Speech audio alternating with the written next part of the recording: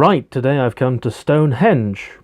This is a little bit of an unusual experience for me because I'm actually recording this once I've come home. One of the most interesting experiences I had visiting Stonehenge in the early hours of the morning, just at about sunrise, was the hallowing experience that it turned out to be. It was similar to walking into an empty church or cathedral. You felt the weight of the centuries down on you saying, "Don't make noise, be quiet," which was an unexpected event. I was expecting to just ramble off to camera as I do in any of my videos, but as I stood here completely alone, apart from the site security guard, I felt that pressure to be quiet, and I gave in. And so I'm recording this once I've come back home. I actually ended up being a little bit annoyed because I dropped my camera on the walk over here, and getting to Stonehenge at sunrise was a little bit more difficult than I was expecting. I wasn't expecting it to be easy. The paths you can see with the benches on the other side of the fence, that's English heritage land, and they don't open that until about 10 o'clock in the morning, and then you have to pay and come in with the rest of the general public. Where I'm standing is freely accessible public land that you can go into at any time, but to get to it, I had to park a couple of miles away and walk cross country, which I wasn't expecting to have to do, and I thought I was going to miss the sunrise. I actually got the time of sunrise wrong, so thankfully I am there for the sunrise.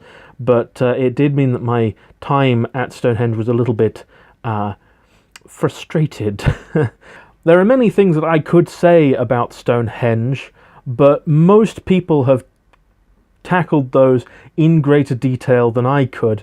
It's a very well covered subject, the history of Stonehenge, what people think it would be, and if you don't know, broadly speaking, it was a Stone Age calendar. At the solstice, the sun passes through very specific rocks, and that would have enabled Stone Age farmers to keep track of the seasons very clearly.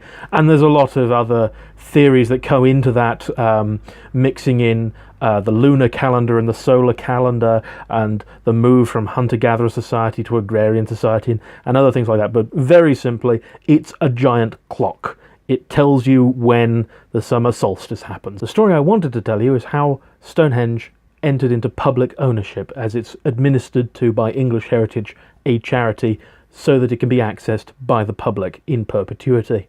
The last private owner was a man called Sir Cecil Chubb, who bought Stonehenge somewhat by accident. So Cecil Chubb was a self-made man in the old-fashioned style. He had gone to Christ College, Cambridge, studying science and law, and he went on to become a barrister, which allowed him to, over the years, amass a very large fortune in law.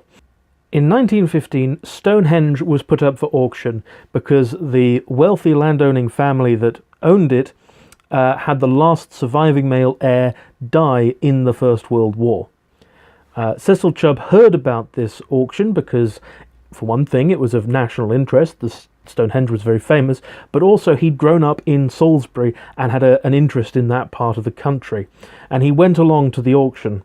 In those days, the big money of the world were the Americans. Their economy was booming amazingly strongly, and there was a lot of fear that an American would end up buying the stones. So he went along and bought it for £6,600, which sounds like a bargain. Nowadays, that's about £500,000, which is frankly still a bargain for Stonehenge.